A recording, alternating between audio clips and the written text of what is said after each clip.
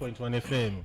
Today, na Tuesday, July 15, and we will bring the program to you this Tuesday morning. My name is Adeyemi Jackson. And my name is Usman Kamara. Good morning. Inside the program this morning, according to the chairman for the Economic Community of West Africa, State ECOWAS President Julius Maada Bio, terrorism, climate change, unconstitutional change of governments, now some of the challenge them we say ECOWAS region they face.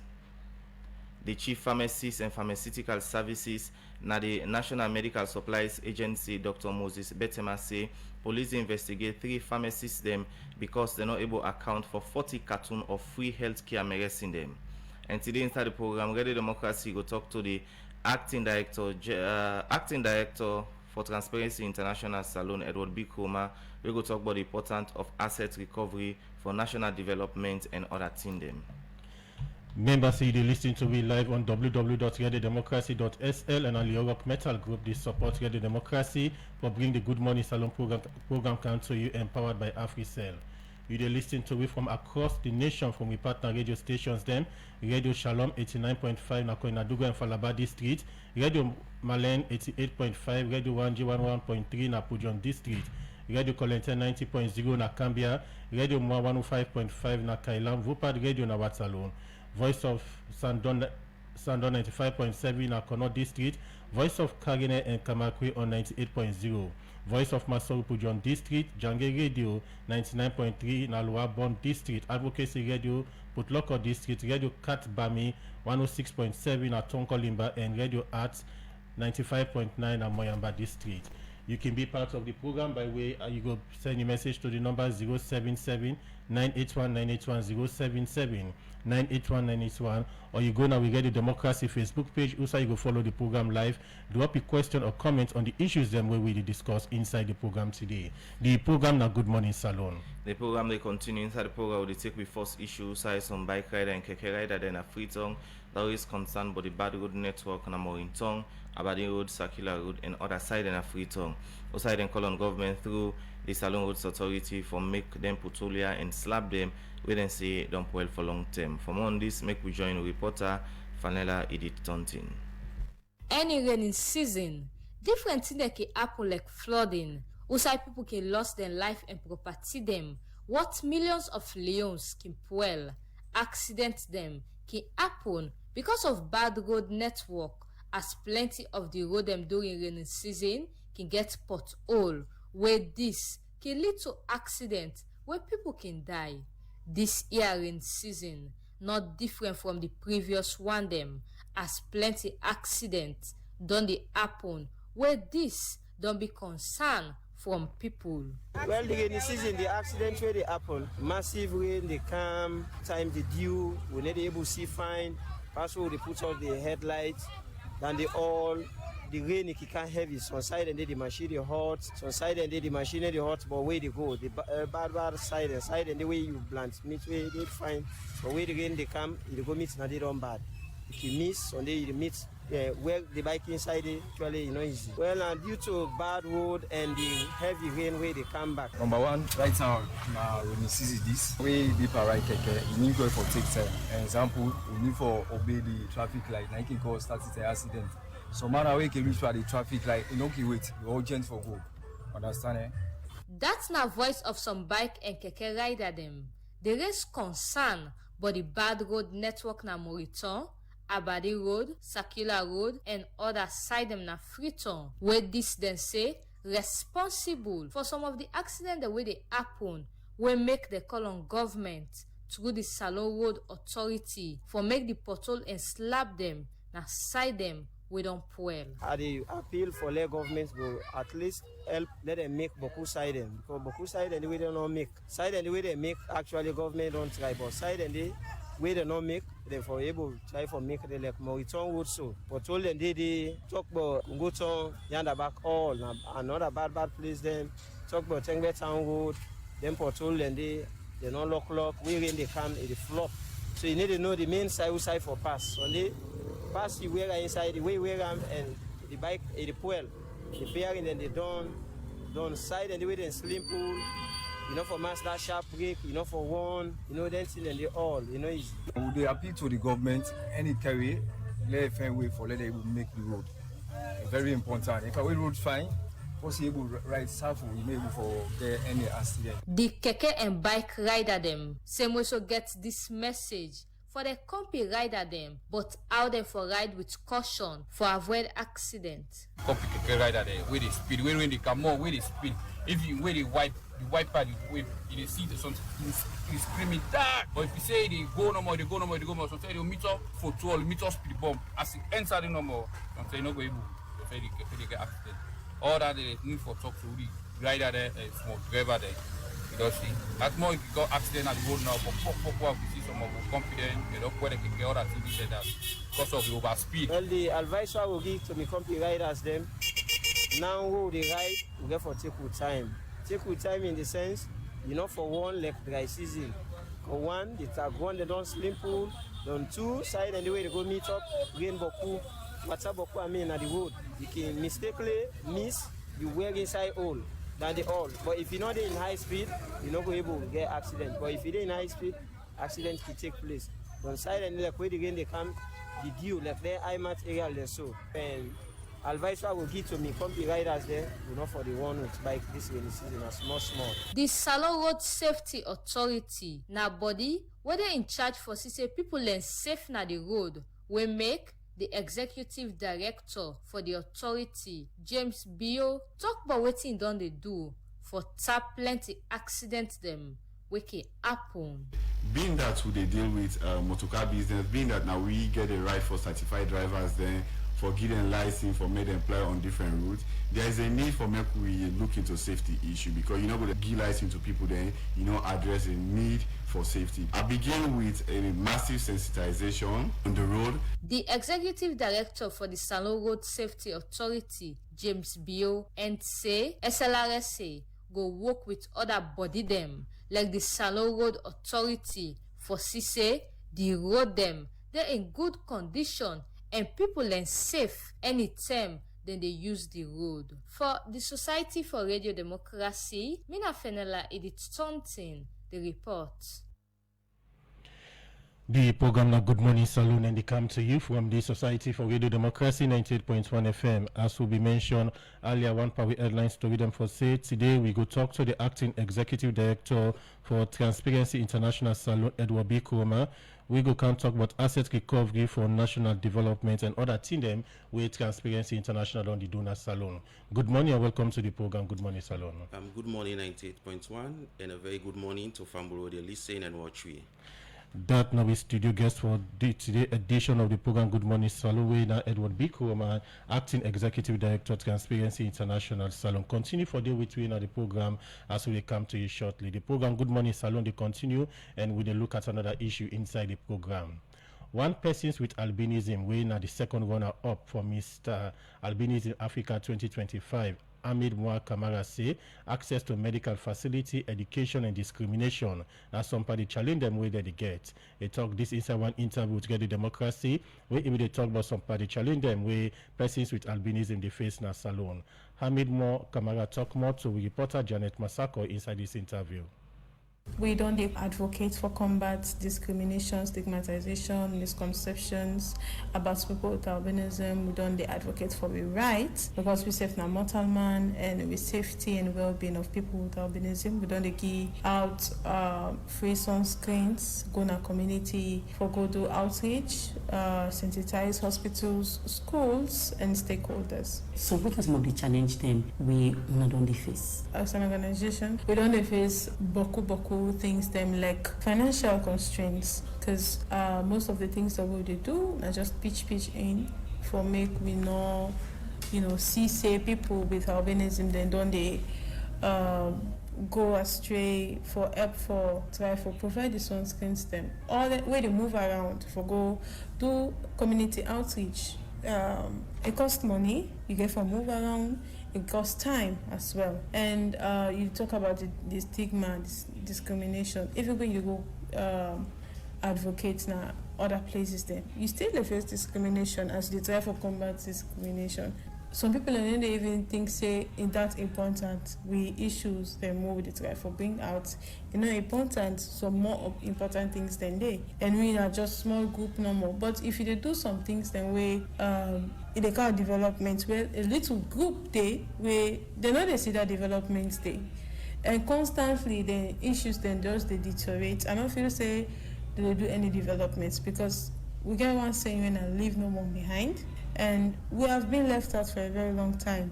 Even in the disability community, we serve now in minority. Alright, so what are some of the strategy them way they implement for ensure say una address some of the challenge them way persons living with albinism don't they get? One of the strategies that we will use not just media engagement, we're gonna radio, TV stations. We don't get money, but we try for talk to. We always talk to TV and radio stations. Them, or at least they give you their free programs. Them, so we self go get a space wherein we self go advocate for we self.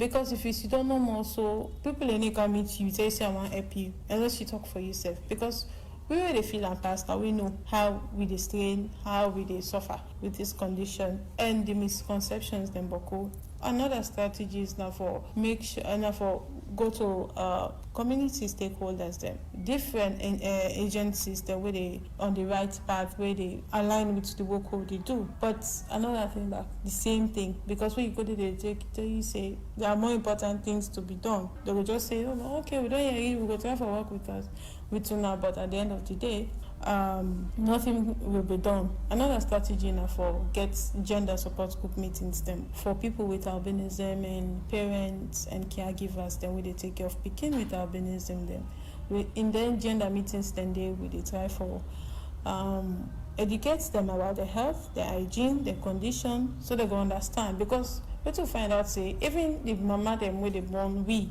they picking them with albinism themselves they not even know the condition. They go just take to mind waiting community kumbwa they will tell them, because they will tell you say now do this or not get kawo not get benio, which is false. You see people there some kumbwa they didn't give their picking them most of the food there, 98% of the food there, some picking them are just dry rice and oil they get for eat. Some people are just soup fry the about some people every time say not get fish, so now they all Dr. Hamid Kamara, they talked to Mastan Swari inside that interview there as earlier.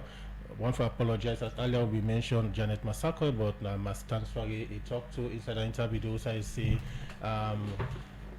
medical facility education and discrimination as some party challenge the way persons with albinism they face na salon, and he talked this was the Mr. Albinism competition will be happen this behind term na South Africa. The program now Good Morning Salon.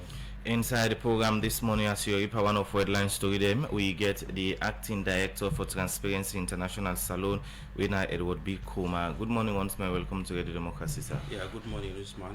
Thanks for having me. Alright, inside 2004, Transparency International start operation at a salon, and the mandate now for promote accountability, transparency, and look inside the work we private sector then they do as we for only accountable where it can part transparency and accountability, and for no more about this office and the things then so far where they don't do make we get the acting director for Transparency International Salon, and same also it will talk about the importance of asset recovery. Mr. Edward, from 2004 to now, waiting don't they happen now the office? Thank you very much, Usman. In 2004 we start as an organization. At that time we not been named Transparency International Sierra Leone. When we started in 2004, we were called the National Accountability Group. About 5 Sierra Leoneans them at that time, they been attend the International Anti-Corruption Conference, and during that conference day, they been talk a lot about waiting countries them around the world for tap corruption, because the world we don't acknowledge say corruption na one pan the key thing them where they undermine developments them na countries them around the world, especially Africa.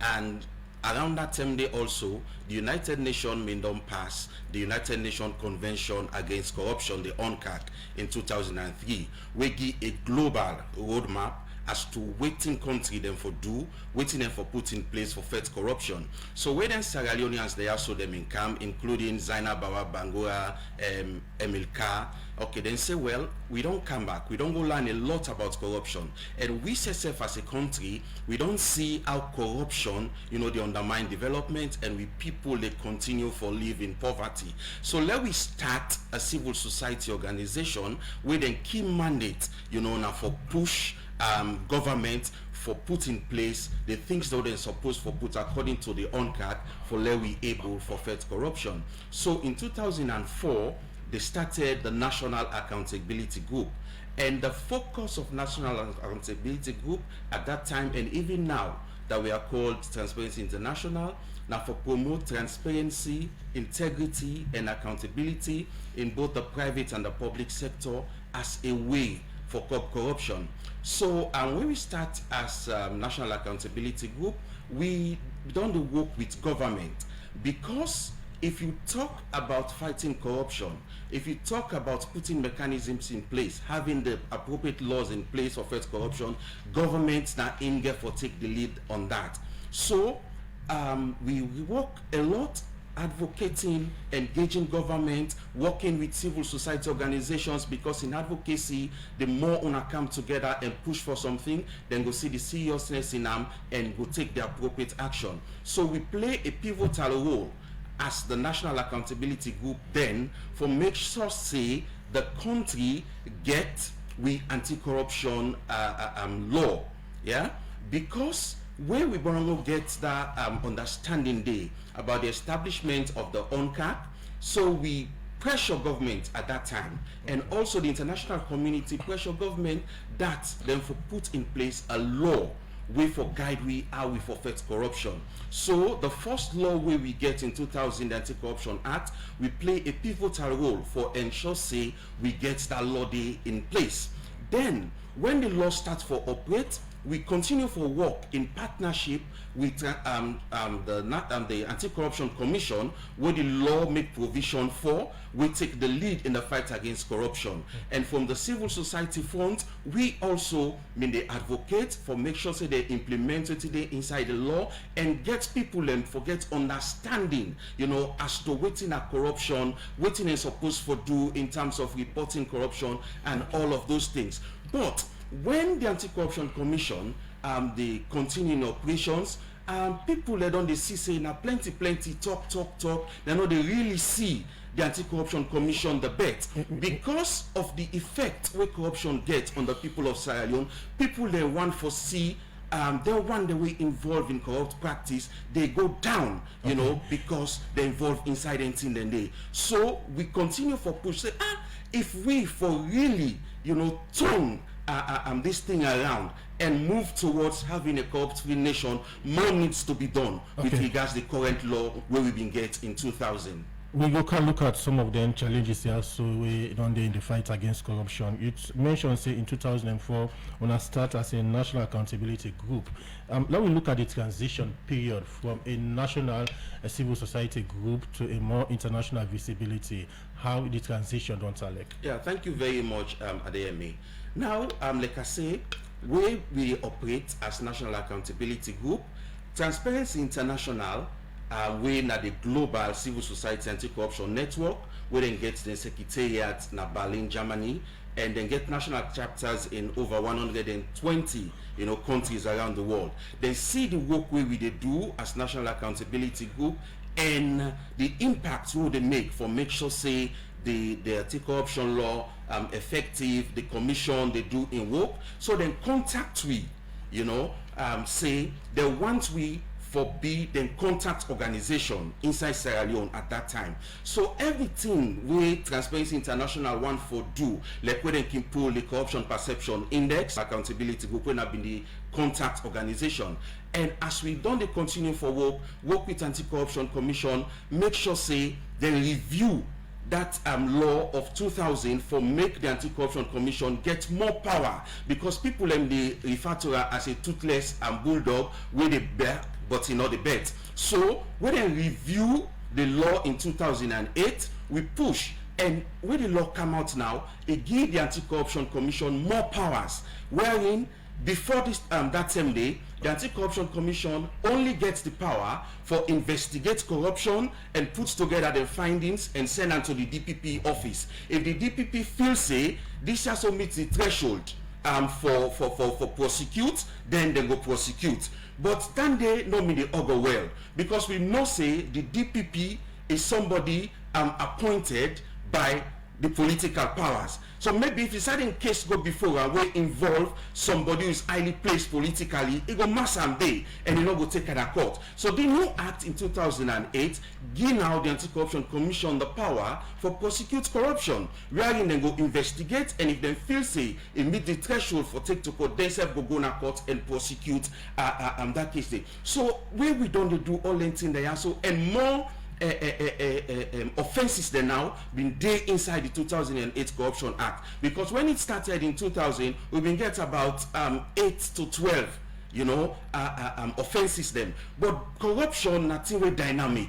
The 2008 reviewed act, when now we get over 28 offenses inside the current law, so because of this work here, so what we don't do, then TI the international body say, okay, now we have been just now a contact organization for Transparency International, but because of this work they do, now we dey make una dey graduate from that level day to a chapter in formation.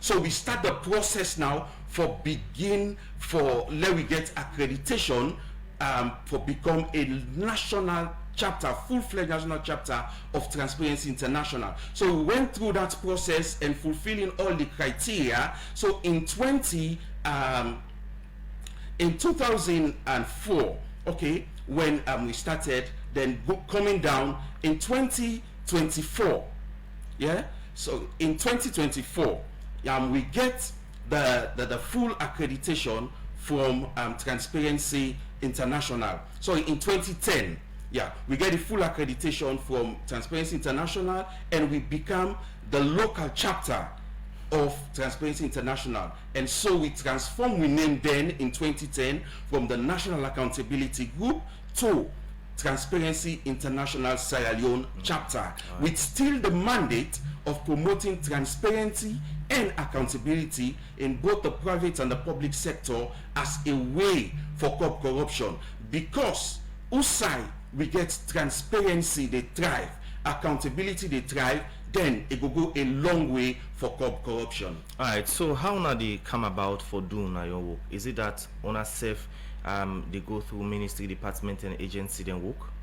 Yeah, definitely, because we na Sierra Leone where they operate, and we get the area them where we look into as a way for fight corruption, a way for promote transparency and accountability. We get different sectors them where we look at. For example, we look at finance, yeah, looking at budget, and when they talk about budget, you talk about the Ministry of Finance. So if you work around budget transparency, budget accountability, definitely you get get some relation with the Ministry of Finance.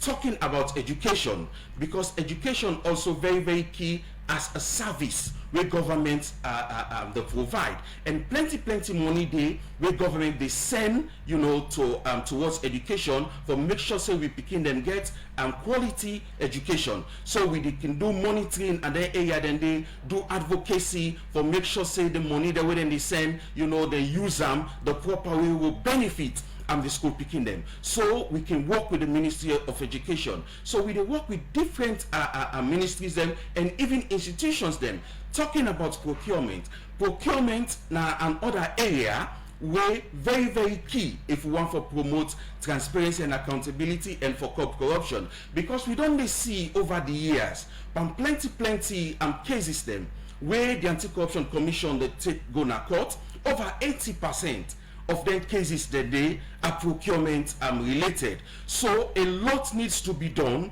for make people them where they handle procurement, make sure say they adhere to waiting there inside the books, wetin dey guide them as to how them for do corruption. So we also get the work with the NPPA, the National Public Procurement Authority, for make sure say we get the right laws in place, and the procurement practitioners them for make sure say them do them work in line with waiting day inside the law, you know, so that we not going to get them plenty issues there. So with regards procurement, so Transparency International, they work with ministries, we work with government institutions them, and we also they work with civil society organizations them, where they also the focus on promoting transparency and accountability and generally good governance. Because we as civil society, if we are united, we come together, we speak with one voice, you know, pushing for a particular thing where we want, I believe say we stand a chance, you know, for succeed in that. All right, as you say, when they work around budget,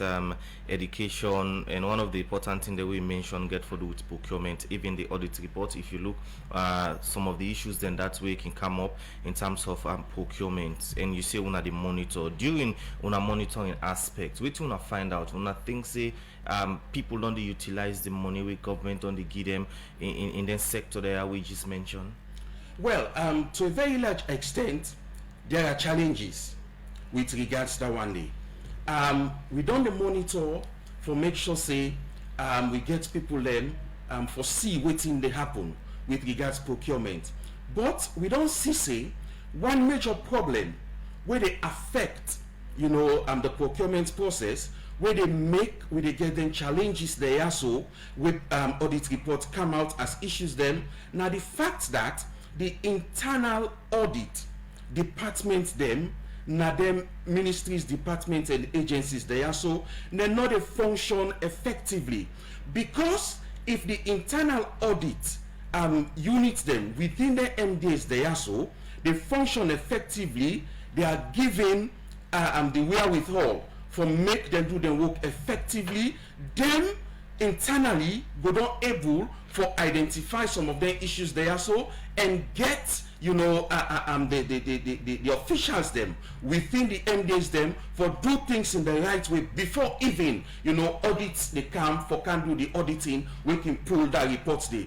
But the issue where we defend not, where we they engage, now that even like the institutions them, the leaders them, the officials them within the institution, and they not really they embrace, you know, integrity, transparency and accountability. And because the audit unit supposed for make sure say they adhere to integrity, transparency, accountability and the provisions them where they inside the laws them, most of them they know they give them, you know, the free hand for operate within the ministries or departments or agencies them usai then they, so then they find themselves irrelevant, you know, most of the time. Then also the current the current national anti-corruption strategy, the NACSO we get, it also make provision for let MDs them put in place or establish what they call integrity